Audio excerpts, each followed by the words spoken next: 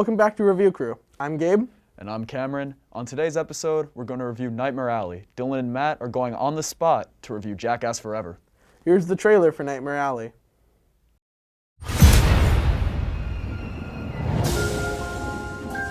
Step right up and behold one of the unexplained mysteries of the universe. Is he man or beast? This creature has been examined by the foremost scientists and pronounced unequivocally a man. I am prepared to offer you folks one last chance to witness this supreme oddity. Where did it come from? Begotten by the same lust and threat that got us all walking on this earth, but gone wrong somehow in maternal womb. Not fit for living.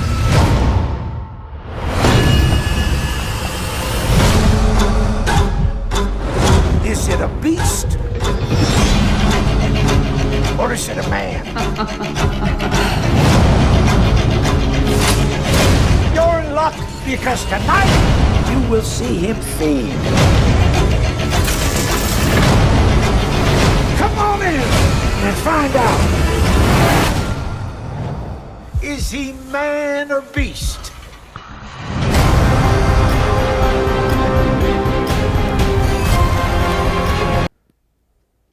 All right, so, Cam, when we were trying to decide the film to review for this week, we were looking at the movies that were nominated for the Best Picture at the Oscars.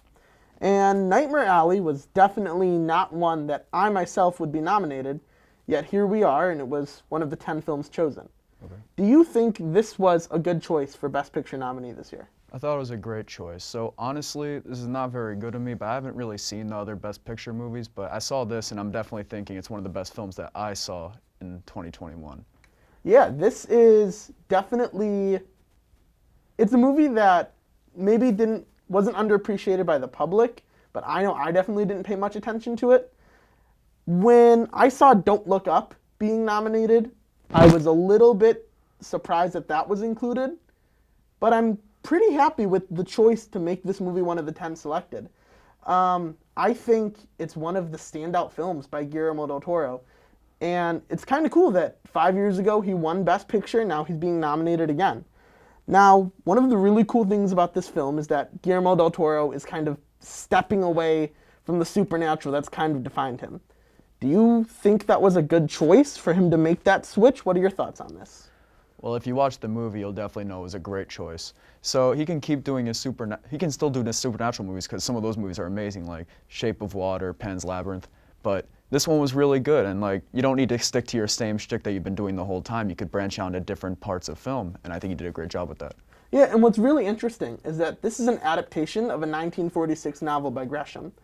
And so it's kind of cool to see him taking these other original works, and even if it's something that doesn't necessarily always fit his style, he's making it his own, because this is a Guillermo del Toro film. Yes. If you're not a fan of his work, chances are you're not gonna like this movie. It's dark, it's depressing, but it's also got some of his amazing production quality. That's one of the things I was actually nominated for as well. The costuming in this is amazing, the set design.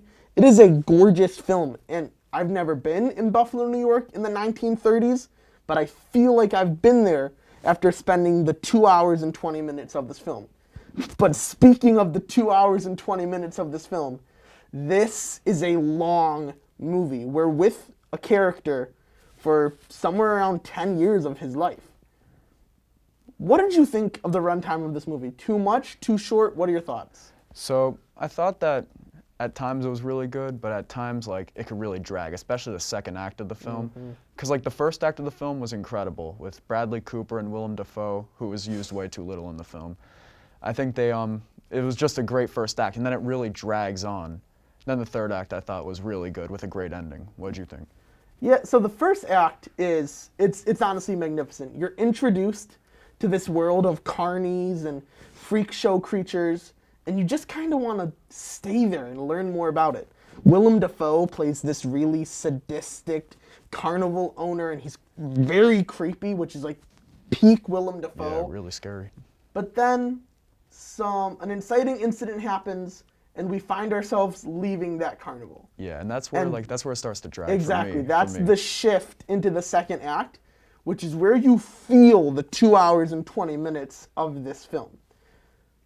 But Guillermo del Toro is very good at ratcheting up the momentum in his films. And this third act gets going.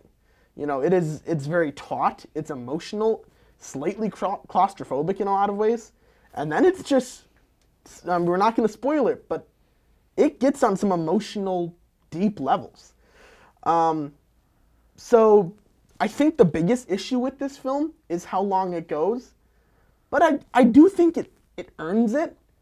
I just think that he might have been slightly pedantic, and this is he spoils himself, and someone should have maybe done a better job editing this film. But, you know, he's a great director. He's earned the right to be able to do this.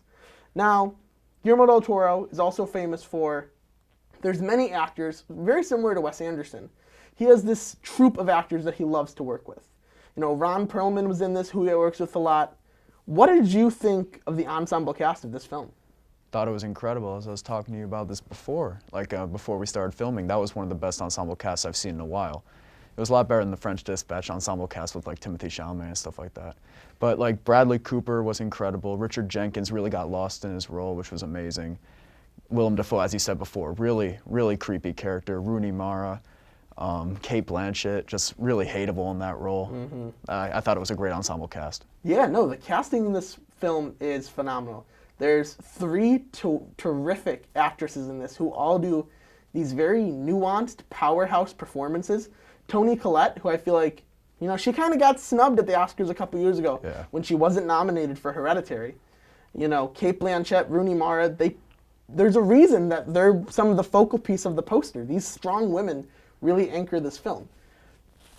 On another note, Bradley Cooper, I don't think I've appreciated this guy enough. I'm going to be honest with you. I completely agree. He's kind of a shapeshifter. You know, he was amazing as Chris Kyle. You know, he's great as Rocket Raccoon. He's awesome in this, and then you watch him in Licorice Pizza, and he's in it for 8 minutes, and he steals the entire movie, and it just gives you a new respect for how talented this guy is. And then you've got A Star is Born, where he's an amazing singer. Yeah, don't forget about Sack and Wedding Crashers. Yes, Sack and Wedding Crashers. Yeah. But yeah, Cam, I would totally agree with you. The casting in this is amazing. Bradley Cooper is awesome. And we're going to get to a lot of the details of this movie after the break. Here at WAER, we're committed to bringing you stories about the Syracuse community. But we know you're busy. You may not always be able to tune into the radio at exactly the right time. So now we're getting you the stories you want, however you want them, whenever you want them. Whether it's through the NPR One app, on our website, or live on air, we're finding new ways to make sure you're getting the quality journalism you deserve. It's never been easier to access reporting you trust and care about.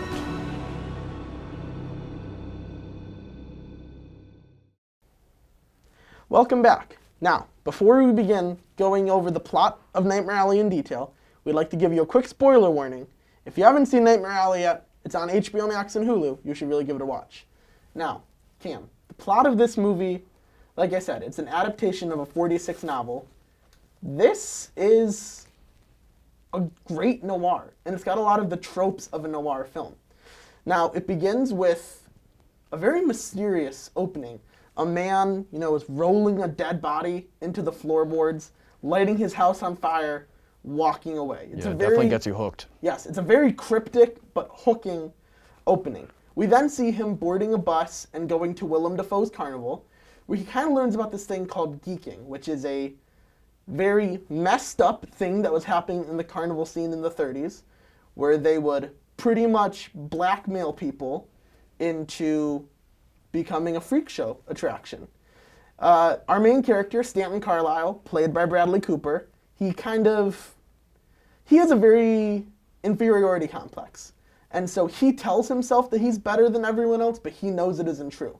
And so we see him looking down on this freak show creature knowing that that could be him, but he tries to make everyone think that he's better than them. Now, he gets mixed up with some, I guess we could call them mind readers now, played by Toni Collette, and she teaches him, the tricks they use at these carnivals. Obviously, they're not really reading anyone's minds, but she warns him, you never do a spook show. You never try to bring someone back from the dead because, that always leads to emotions, and humans and emotions, it gets messy. Just doesn't work. Now, our main character, I'm going to say this in quotes, accidentally kills somebody else, and he decides to hightail it out of that carnival, taking with him Rooney Mara's character, Molly. Now, we kind of flash forward, I would say, 2 years roughly? Yeah, I'd say and so. they're in Buffalo, New York, kind of in our area here, which is awesome. And they're doing those spook shows that they really shouldn't be doing, and this mentalism for the kind of elite of New York. And people are loving them. And Stanton, he's won everyone over. He seems like this really smart guy that he portrays himself to be. Now, Cate Blanchett's character, Dr. Ritter, she tries and fails to expose him. That doesn't work. They decide to partner up, and that's kind of where everything goes downhill. One of the big themes of this story is how self-destruction from one person kind of spreads to everyone else. Bradley Cooper's character, because of a lot of the stuff that he's gone through, he tends to lash out and hurt everyone else. As we mentioned at the beginning of this, he killed his dad, his mom ran away, he ends up divorcing his wife, people die because of him. It's incredibly messed up, but it fits the theme of self-destruction. Now, as he keeps interacting with all these characters, doing these spook shows that he really shouldn't, a very strange man, played by Richard Jenkins, Judge Grindle, who's very mentally ill. He demands that Stanton resurrect his dead daughter, and it does not go well. Doesn't work at all. It does not work at all, which is why they told him, you don't do these spook shows. Yeah. Well, because of that, Stanton is betrayed. He loses all his money, his friends, his wife, everything, and he's forced to go back to the carnival. Cam, do you want to talk about what happens when he goes? So he ends up becoming a geek, basically the thing that he promised himself he would never become. And it's really tragic because, a few years before that, he was up at the top, and then crashed and burned. Yeah. He definitely got greedy. Yeah. And in his greed, he abused and hurt a lot of people. Including his own wife. Now, we kind of said with Pan's Labyrinth, it's a fairy tale. Guillermo del Toro, he tells us these beautiful, fantastical stories, but a lot of times they have a moral in them. And, we see Bradley Cooper's Icarus-like character just get too close to the sun, and he crashes and burns. Now, there's this other theme in this movie, and that's of his character having an inferiority complex. Stanton Carlyle is never loved enough by his parents as a child, and as dark as it sounds, it leads to him murdering his father because of it. There's so many lines in this film about this character having a void that no one else can fill. And so he looks for it from everybody.